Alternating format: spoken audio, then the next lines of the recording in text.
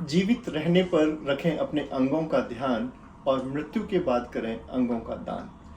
नमस्कार साथियों, मैं हूं आपका दोस्त डॉक्टर यजवेंद्र प्रताप सिंह राणा और मैं हूं director urology, kidney transplant and uro oncology at BLK Max super speciality hospital में। आज हम एक बहुत गंभीर समस्या, किडनी फेलियर।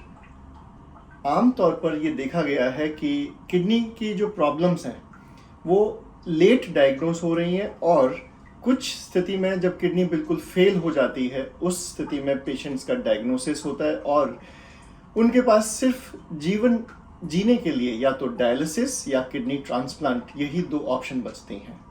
तो मैं हमेशा एक रिक्वेस्ट करता हूँ, किडनी के लिए आपको थोड़ा जागरूक रहना बहुत ज़रूरी है। समय रहते अपने BP शुगर चेक करें, किडनी फंक्शन टेस्ट करवाएं और एक अल्ट्रासाउंड जरूर करें जिसमें आपकी किडनी कैसा काम कर रही है वो पता लग पाए।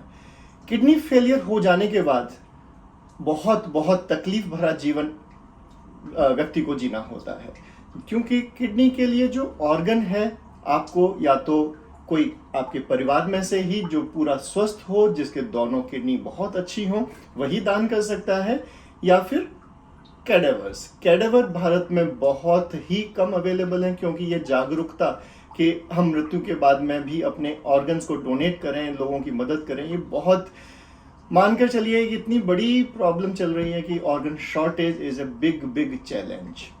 तो हमेशा अपने ऑर्गन्स का ध्यान रखें।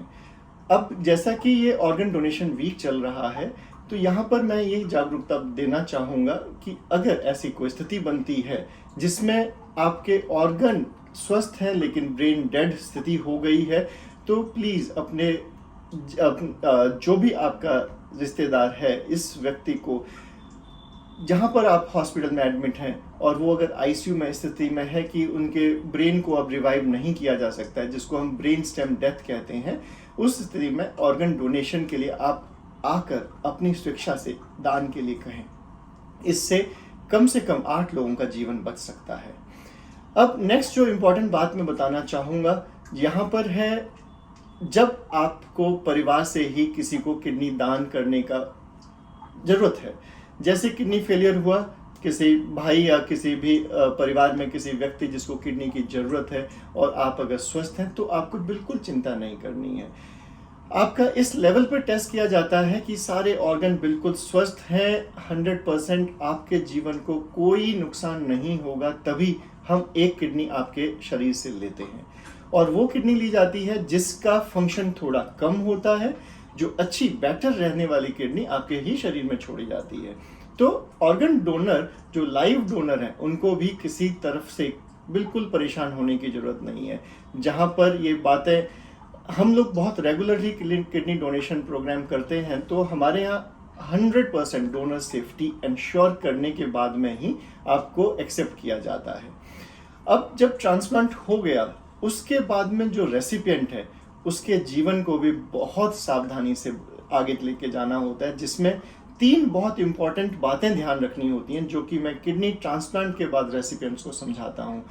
आपको ये जो किडनी मिली है, चाहे लाइव रिलेटेड मिली है या फिर किसी कैडेवर प्रोग्राम से आपको किडनी मिली है, उसका बहुत ध्यान रखना होगा। इस किडनी को बार बार नहीं आपको मिल सकती है। अपने आप को इन्फेक्शन से बचा के रखेंगे, रिजेक्शन से बचा के। रिजेक्शन का मतलब है इम्यूनोसप्रेशन, जो आपको दवाइयाँ दी जाती हैं उनकी एक स्पेसिफिक डोज रहती है, जो कि नेफ्रोलॉजिस्ट या ट्रांसप्लांट सर्जन, आप हमारे पास फॉलोअप में रहें, आपकी मेडिसिन रेगुलर चलती रहेंगी, एक डोज भी मिस नहीं करनी होती है। तो इन्फेक्शन से बचेंगे, कभी भीड़ भाड़ वाले जगह पर नहीं जाएं, मेले और चाट पकौड़ी वाले चीज़ों को ना करें, खाएं।